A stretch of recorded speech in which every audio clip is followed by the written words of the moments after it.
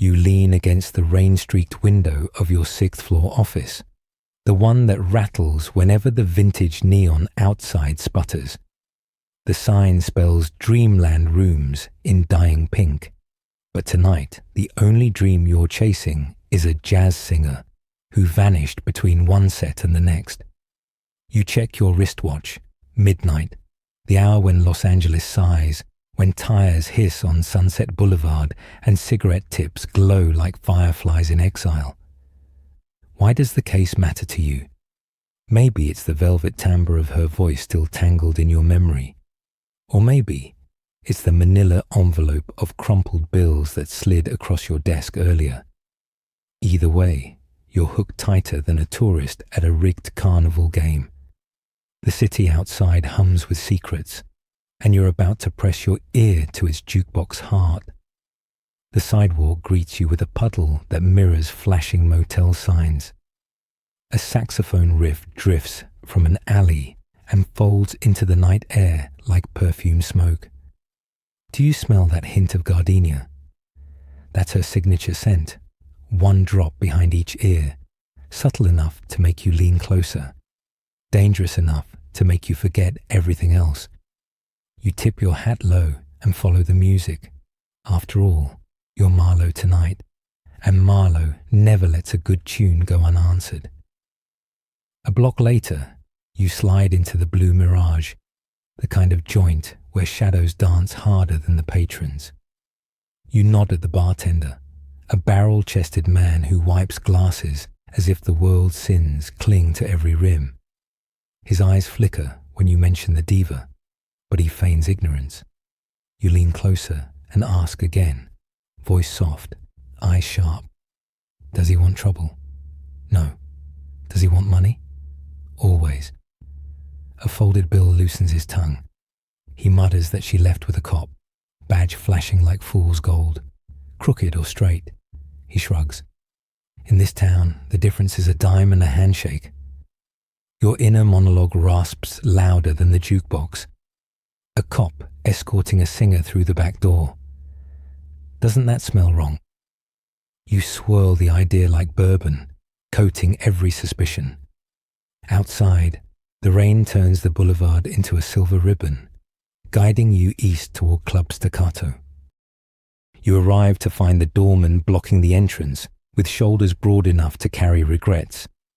You flash your credentials, meaning your toughest glare and your last clean bill. Inside, ceiling fans circle thick smoke, carving halos around nobody's head. A trio plays on stage, trumpet wailing high, bass thumping low. You remember a clue the diva once dropped during an interview. She said, "I only sing in places where the lights pronounce every lie." What does that mean? You scan the club decor. Neon beer signs, mirrored columns, and there it is. An exit sign, flickering so violently it almost stutters. Each time the light sputters, you read the letters in reverse, TIXE, like tickets torn in haste. Could the sign be a signal? Or are you chasing alphabet soup? You shake off paranoia and grab a booth near the stage. A waiter brings coffee you didn't order. The cup bears lipstick, deep red, fresh. Your pulse jumps. You raise the cup to inhale the rim, gardenia again. She was here minutes ago, maybe seconds. Your eyes search for exits, for whispers, for anything but answers. A man slides into the seat opposite you. He wears a police badge that gleams like a threat. His grin is thin, his hand resting on the table just close enough to his holster to make a point. He says he's Detective Rourke, Robbery Division. But his suit pockets bulge with something heavier than evidence. He claims the diva is a material witness in a mob case and that you'd be smart to forget she exists. You ask why a robbery dick cares about a singer with nothing but sheet music to her name. He just pats the table twice and leaves, the smell of cheap cologne chasing him out. Do you believe him? Not a chance. You finish the lipstick coffee, ignoring the bitter aftertaste of threats. Then you slip through the kitchen, past steaming pots and nervous busboys, and out the rear door into an alley humming with a different tune. Gunmetal and garbage lids. Rain has stopped, but the night still drips with tension. You catch sight of taillights at the far end. A sedan idles, driver door open. You jog closer and spot another clue. A stage pass, stamped blue Mirage, lying on the wet asphalt. Fresh footprints lead from the door to the car trunk. You pop the latch with a pocket knife and brace for the worst. Instead of a body, you find a suitcase stuffed with sheet music. On top rests a single record sleeve titled Neon Lies. The cover shows the diva in silhouette, saxophone cradled like a lover. The song list is short, but one title freezes your breath, Sunset's Last Alibi. A lyric you once heard her rehearse echoes in your head. When the sun goes down, the truth can't hide. Why would someone stash her music in a trunk, unless the music itself is motive? You grab the sleeve and step back just as headlights bloom behind you. Tires screech. You dive as the sedan roars, missing you by inches. A bottle shatters on the wall near your head, spraying glass confetti. You roll, stand, and fire a warning shot that scares a rat more than the driver. The car disappears, but it leaves behind more than burnt rubber. Your certainty that you're onto something dark enough to swallow melody itself. You head to your safe haven, Sam's Piano Repair, a shop with more secrets than instruments. Sam owes you favors, plural. He funnels you into the back room, locks the door, and lets you breathe among mute pianos. Under a bare bulb, you study the sheet music. Scribbles in red ink slash across the margins like blood spatters. They aren't notes, they're addresses, amounts, dates.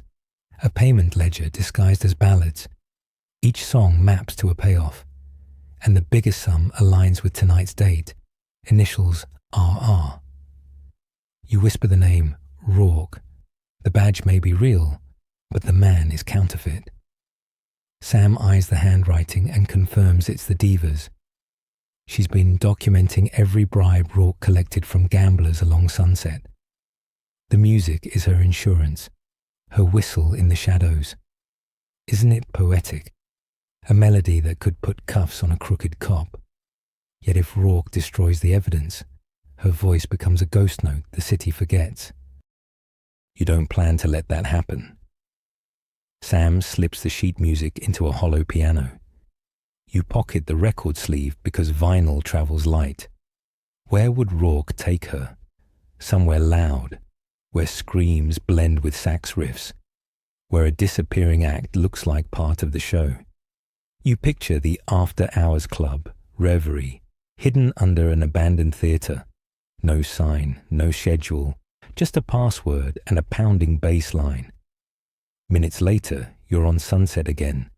Headlights painting your trench coat, sirens distant as lullabies. You wonder, are you chasing justice or redemption? Does it matter when a woman's life clings to a half-written chord? You press the accelerator. Reverie's entrance is a steel door behind a faded movie poster. You knock 3 times, say the password, bebop, and descend narrow steps into crimson gloom. The band on stage thrashes through an up-tempo number while dancers twirl like smoke in strobe light. Amid the chaos, you spot Rourke dragging the diva toward a side corridor, his hand a vice on her arm. She stumbles, but her eyes blaze. You push through the crowd, bumping elbows, spilling drinks. Each second feels like a cymbal crash. You reach the corridor as Rourke shoves her against a wall plastered with peeling show bills. He demands the ledger. She spits a lyric in his face instead. Neon never tells the truth. He cocks his gun.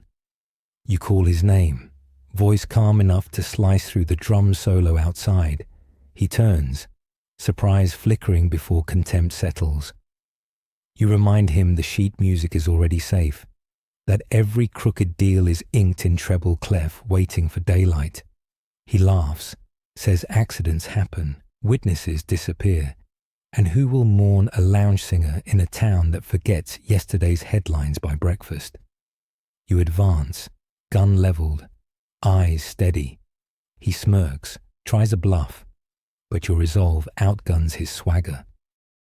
Then something unexpected. A saxophone wail climbs, louder, closer.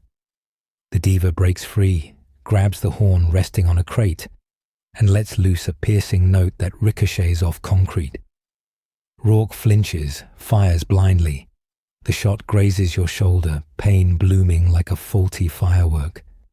You drop to one knee but keep your aim. One precise squeeze and Rourke's weapon skitters away. The diva kicks him hard. He crumples, a marionette without strings. You cuff him with his own bracelets just as backup arrives. Uniforms you called from a payphone earlier, leaving nothing to chance.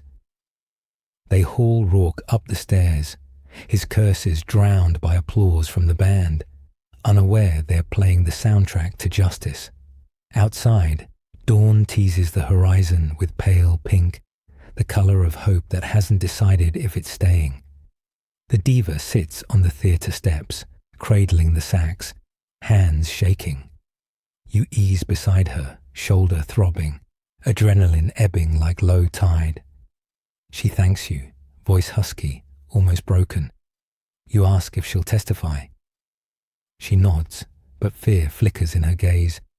You promise protection, promise the city will hear her song unfiltered. She smiles, the kind that rebuilds ruins, and begins humming Sunset's Last Alibi. You join in, off-key but honest. For a moment the boulevard hushes, listening. The sky brightens. Neon signs wink out, their lies powerless against daylight. You rise, tip your hat, and walk toward your dented car. Behind you, her melody floats, stitching itself into the morning air. Will the city remember? Maybe not, but you will, and sometimes one witness is enough. So what do you carry away from this night? Perhaps the knowledge that every neon glow hides a shadow, yet every shadow fades if someone strikes the match. Maybe you realize jazz isn't just music. It's confession, courage, and, when necessary, revenge.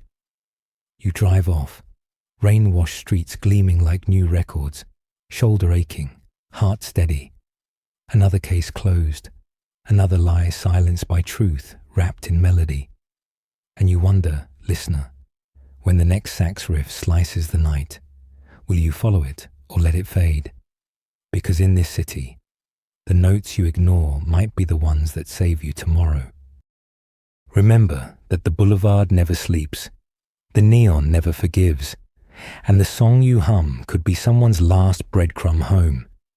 Keep your ears open, your eyes sharper, and when betrayal flickers in electric pink, don't just watch, step into the glow and cut the power.